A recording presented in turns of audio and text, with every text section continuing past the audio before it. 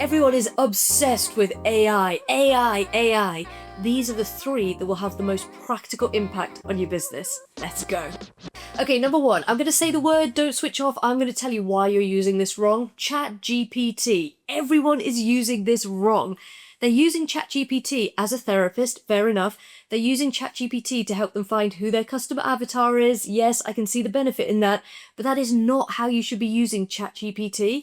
ChatGPT is a powerful repurposing tool, an idea generator, and it all comes down to this one key thing. It's the quality of the prompt. It's the quality of the input. Now, before I tell you how to do this well, let me tell you something I bet you didn't even know. You can download ChatGPT as an app on your phone, and then you can voice record in what you're trying to do. So recently, I was with a client, they were doing this amazing event, and as I was leaving the event, I opened ChatGPT and then walking along the road, and I voice noted into the app an instruction to write a news story about what had just happened. Now, this is where people go wrong. They say, write a news story about this event. This is what happened. You're not going to get a good story. You need to say, I was just at this event. The vibe of the event was this. This is the main point I want you to make. Leave space for me to add 3 quotes in from customers we're going to get later. Make sure you highlight these 3 key elements. And then it transcribes it, you press enter.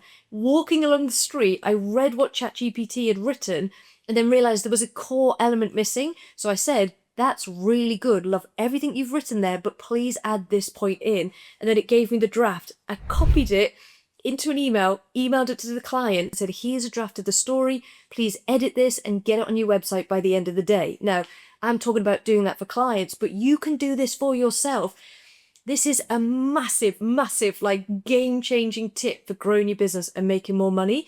The more you document about what you're doing, the more chances you have of ranking in Google and ChatGPT.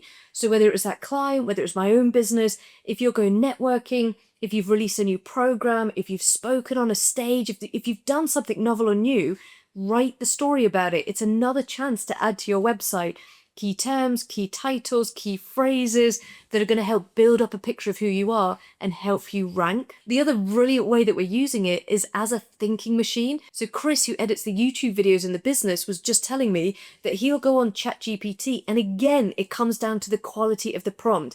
Don't go onto ChatGPT and say, hey, help me come up with blog titles, help me come up with YouTube video ideas, help me come up with an idea for this event. Don't do that.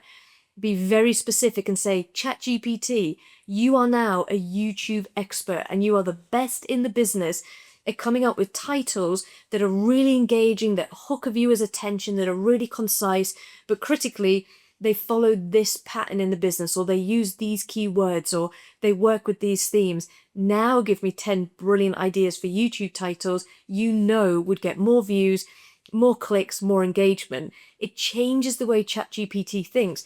The better the prompt, the more specific you can be, and the more help you can give it in terms of the language that you use, the better. I'll give you another example.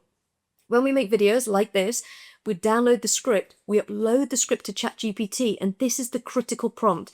We say, ChatGPT, using as much of my original language as you possibly can, write the show notes for this YouTube video.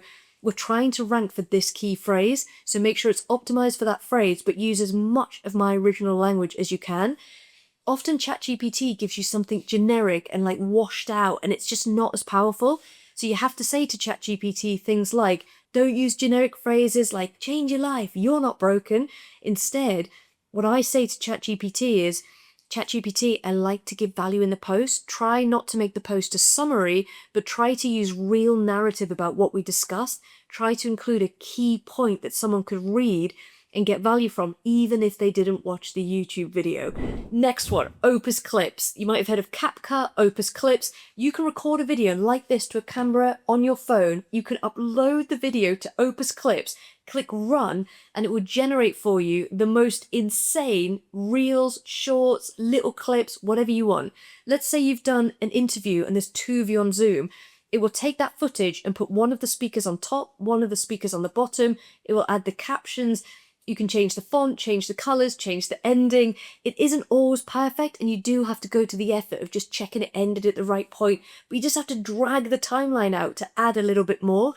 With Opus Clips as well, you can say, please give me 60-second clips, please give me 90-second clips, and you can actually prompt it for what you want. Now, again, I'm going to say, and I've said this a few times recently, the opportunity you have is nobody does this. Nobody can be bothered. But if you've gone to the trouble of running a webinar or making a YouTube video, you should absolutely finish the process by uploading the video, let AI go through the video and pull out what it thinks is a useful, interesting, relevant clip. It might give you 10, it might give you 20. They're ranked in order of impact.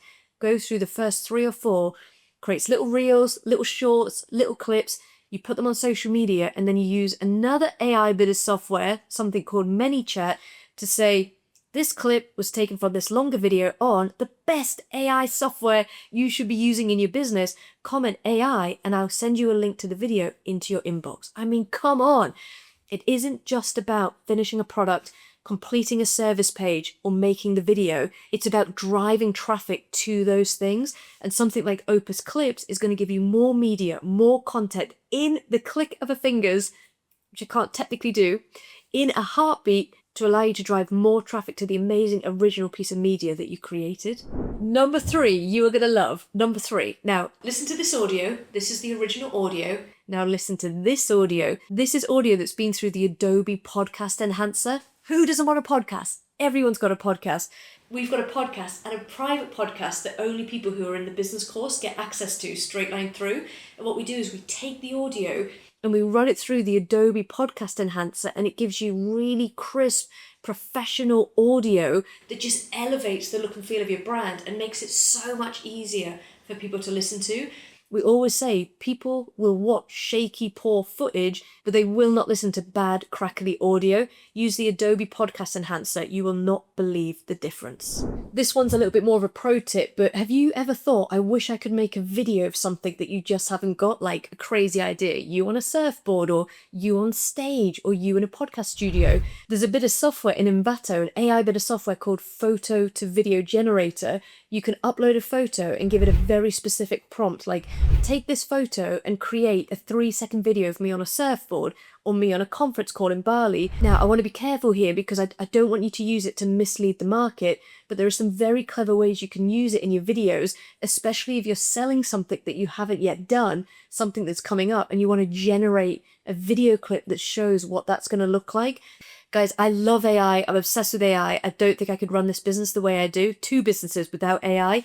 What bit of AI software have I missed that you think I should know about? Put it in the comments for us to see, and let us know which of these 4 are you going to check out and try in your business.